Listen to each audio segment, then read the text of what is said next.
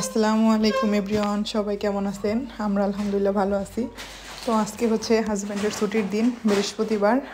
তো তার বন্ধুর বাসায় হলো আমরা চলে আসছি। তো ফয়সালকে দেখার জন্যই মূলত আসছি, কারণ ফয়সালের পা অপারেশন করতে কয়দিন হয়েছে।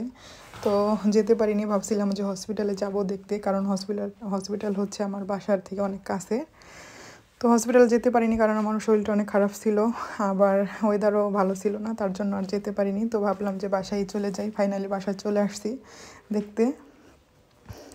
তো যাই হোক, এসে তো খুবই ভালো লাগছে, কারণ আমার শরীরটা এতটা পরিমাণে খারাপ গত 3 মাস ধরে, যে 3 মাসে আমি 6 বারের মতো হসপিটালে ভর্তি হয়েছি।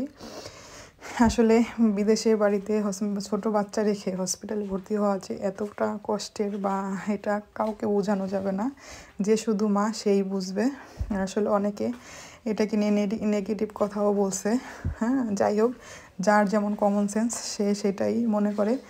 কেউ কিন্তু অসুস্থতার ভাম ধরে না, বা ভাম ধরে হসপিটালে কেউ যায় না ছোট বাচ্চা রেখে ভর্তি হওয়ার জন্য। যাই হোক, তো ভাবিদের সাথে হলো অনেক আড্ডা দিতেছিলাম, আর আমার হাজব্যান্ড হলো এসেই ঘুমাই গেছে। আর বাবুও তো মাশাল্লাহ অনেক খুশি এই বাসায় এসে। তো আমি সব খাবার হলো এখন খেতে পারতাছি না। তো আমার জন্য আবার ভাবি ঝাল ছাড়া, তেল ছাড়া, মশলা ছাড়া আবার চিকেন রেডি করতেছে, বা সব খাবার আমার জন্য আলাদাভাবে রেডি করতেছে। এটাই হচ্ছে আসলে ভালোবাসা। আর আমি কিন্তু না গেলেও পারতাম, কারণ এখন সবাই আমাকে যেমন দেখতে আসতেছে বা খোঁজখবর নিতে আসছে, আলহামদুলিল্লাহ। তো ভাবলাম যে যাই, আসলে সম্পর্ক ভালো থাকলেই ভালো লাগে।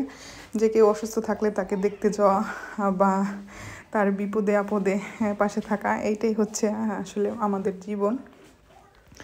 এটা মনে না করা যে কে আমার জন্য কি করলো, কার বাসায় গিয়ে কি খেলাম না খেলাম, এই কমেন্টসগুলো না করে।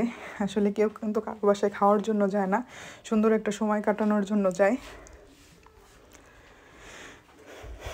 এই তো ভাবি হচ্ছে আমার জন্য আবার নতুন করে প্লেট রেডি করতেছিল, বলতেছিল যে ভাবি আপনি একটু করে খান। তো সবাই অনেক মজা করলাম, আড্ডা দিলাম। তো আমার হাজব্যান্ডের আরও বন্ধুরা আসছে।